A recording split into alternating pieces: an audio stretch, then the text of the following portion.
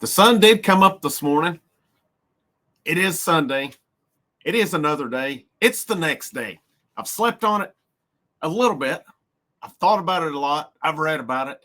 Tennessee, Ohio State, 42-17 last night. And this was a game that, to be honest with it, was over from the get-go.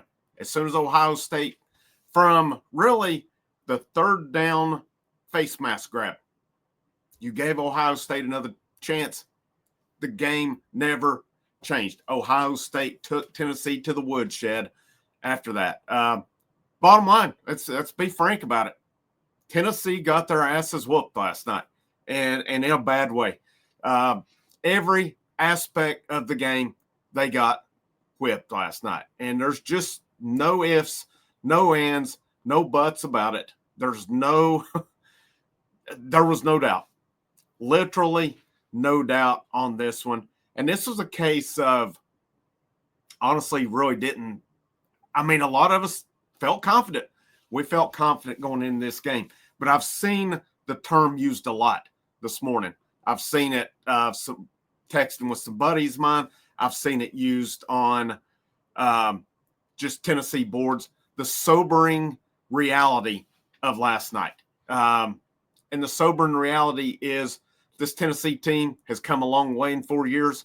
This Tennessee team has a long, long way to go before they're going to get to where they want to get to. And we just found out last night that we're not anywhere near the level of Ohio State right now. How would the game have been in Knoxville? I can't sit here and tell you the game would it have been closer in Knoxville? Yes.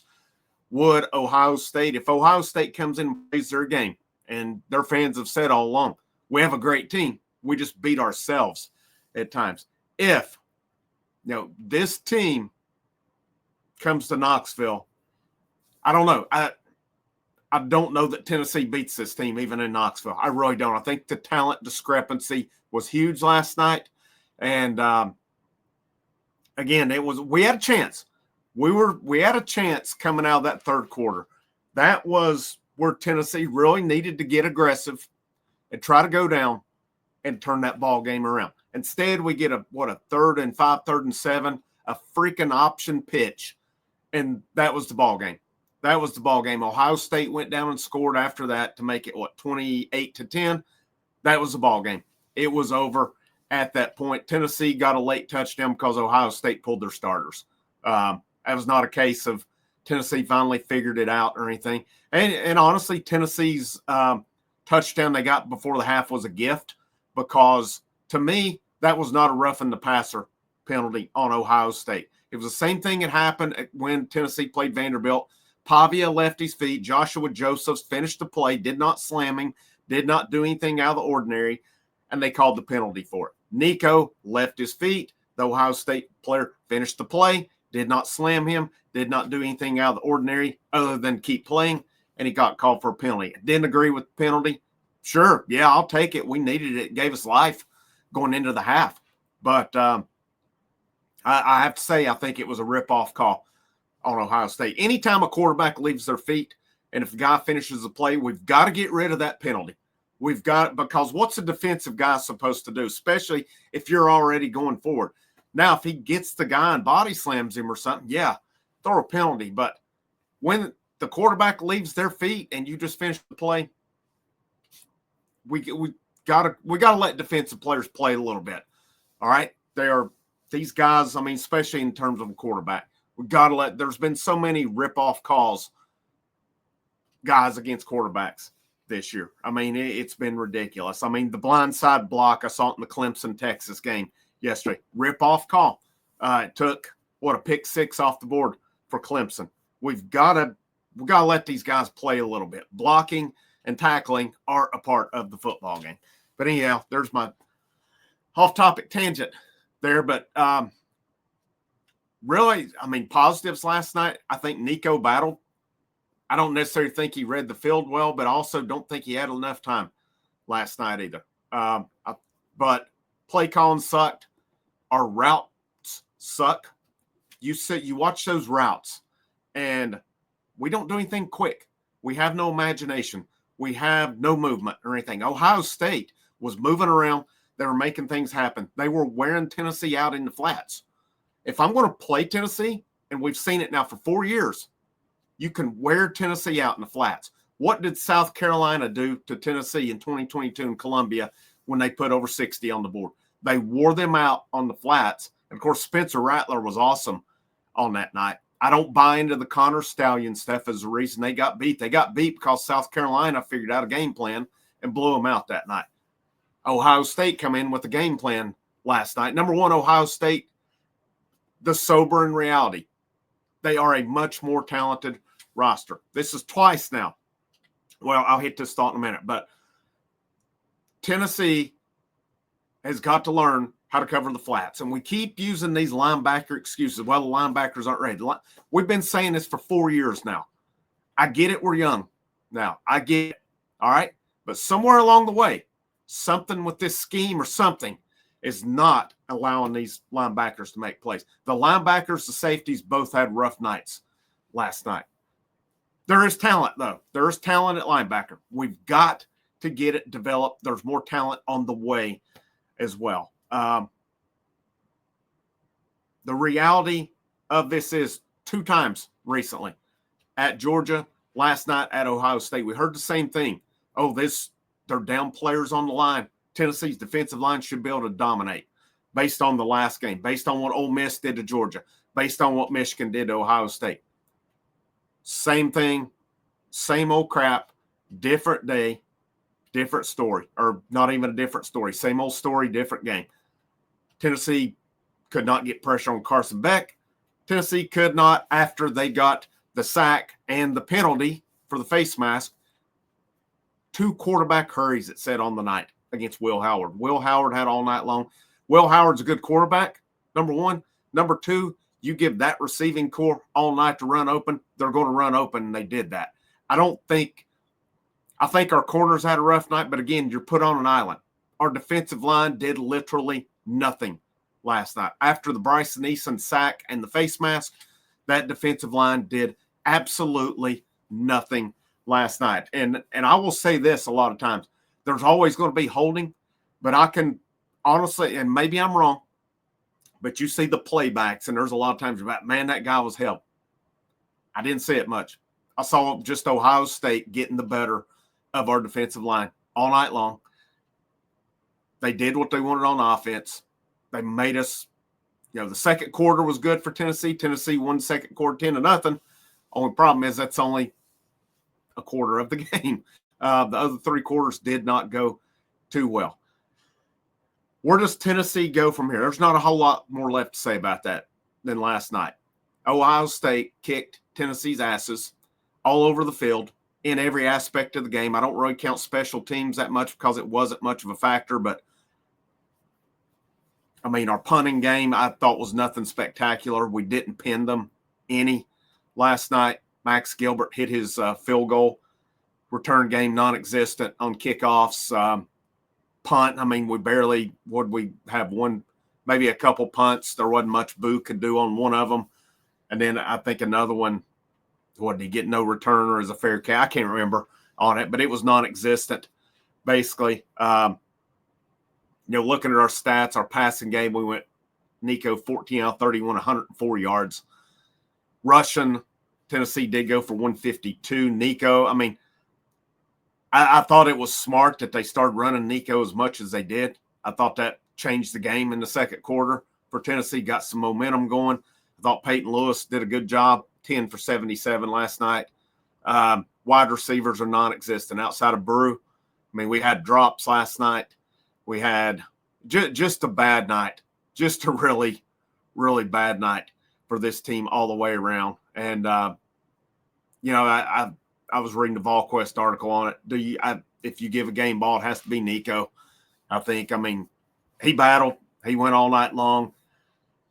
I'm not saying other guys didn't put it out. I'm not criticizing or questioning any effort at all out of this team. I know they were out there trying. They just got beat by a better team. The Dylan Sampson injury, I don't think help matters, but with the healthy Dylan Sampson, would it have made much of a difference? No. I'm not even going to say I don't think so. I know it wouldn't have. All right. Yeah, it will help, no doubt about it. And I've still yet to see the extent. I've just seen it was a lower leg injury that he apparently suffered. Must have been on the first drive of the game. But still, yet your offensive line didn't give time last night. The tackles had a rough night. And again, I know these guys are out there battling their butts off. I'm not criticizing effort by any means. Sometimes you get your butts whipped, and that's what happened last night. For this program moving forward, I think you've got to go back, and I think last night some people in the post game show, we had a good crowd last night for it, had mentioned about 98. Tennessee played Nebraska. Tennessee got beat 42-17 by Nebraska that year. That was considered the national championship game, but it was because the Big Ten was still contracted to the Rose Bowl, or else it would have been Michigan and Nebraska that year. I think we ended up with split national champions, if I'm not mistaken. But Nebraska, it was in the Orange Bowl, took Tennessee to the woodshed. Tennessee comes back the next year, wins national championship. I'm not saying Tennessee comes back and wins national championship next year. The talent level that Tennessee had at that time was much different than it is now. But there's still talent down there. I'm going to do some stuff later today looking at the future of the program. I think we got to look at the coaches. In this NIL era, there's going to be departures. There's probably going to be departures we don't want to depart. There's going to be other guys. It's just, I think it's inevitable that there will be more departures. It's just a matter of who. And I think this coaching staff really got to look hard at the portal. Where do you need to upgrade at in the portal? I think you're pretty good at quarterback. You've got to get Nico moving forward. Running back, a lot of that's going to depend on Dylan Sampson, even though Patton Lewis gave me some hope last night. Him, Bishop, and then you got DeJuan Morris. You got Justin Baker coming in. I'm curious to see Morris and Baker. They said DeJuan Morris won Scout Team Player of the Week this week since the early enrollees are on campus, that he's looked really good. So that gives me some hope about what DeJuan Morris can do. Wide receivers, they have got to step up the wide receivers in Knoxville. This is 2 years in a row that it's not happened. It's not happened. I don't know who this is on. I don't know if this is on the coach. I don't know if it's on the quarterbacks. I don't know if it's on the receivers, or I don't know if it's a combination of all of it. I don't think the routes that we're calling are helping matters either. If you look at it, it's a lot of the same sideline crap that we've run. And I'm not a sideline play fan. Sure, you have to use it some, but where's the middle of the field? Where's the motion? Where's the quick stuff? Josh Heupel on this staff, I would take a page out of what Ohio State did. They were moving guys around, getting plays out of them last night. You get 5, 6, 7 yards, that's fine. I'll take 5 yards. I'll take 4 yards of play all day long, because that means every third play you're moving the sticks. I would take 4 yards of play all day long. If you have to scheme to get a tight end, a wide receiver, a running back, or whomever on the field that can make a play, if you need to bring a Boo Carter over to make a play for you on offense to get you 5, 6, 7 yards, you do it.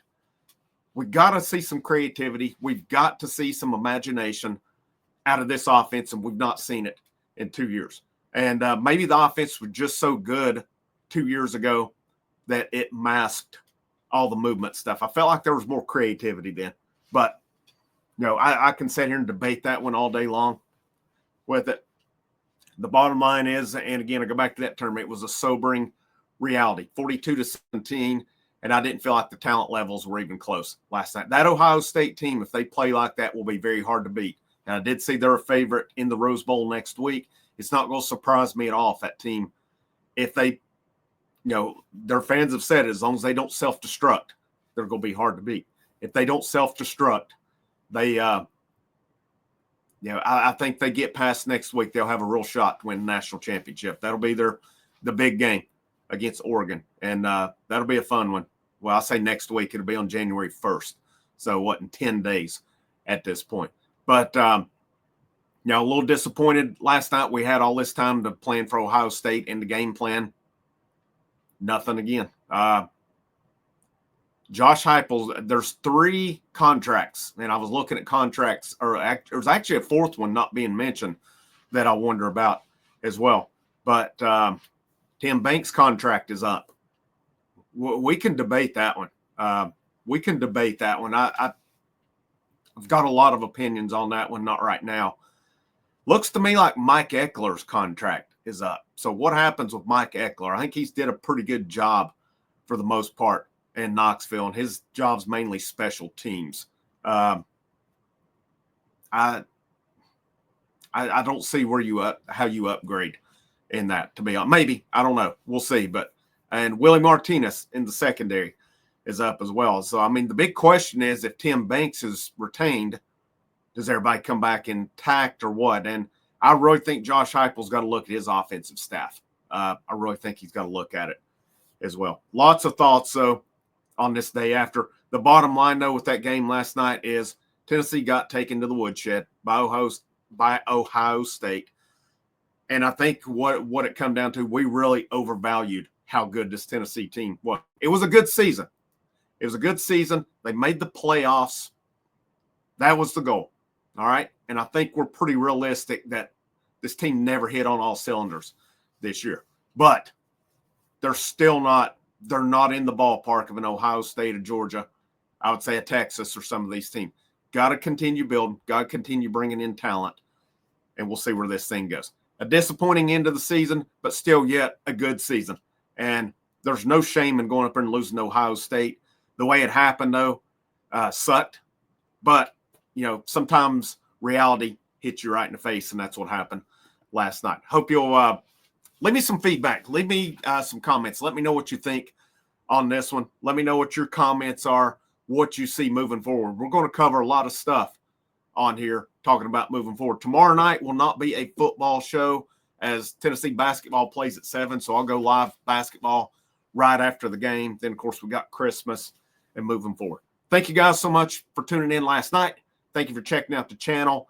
Make sure you hit that like, that share, that subscribe. All your support is greatly appreciated. Opposing fans, thank you for coming in, checking it out. I had some nice comments on that as well. And trolls are welcome as well. But guys, just don't get into name calling. I have no problem with the trolling. I really don't. I have a problem when we start trying to get personal. That's where the lines get drawn, and that's where the problems always arise. But have a great rest of your day. No matter what happened, it's still a great day to wear the orange.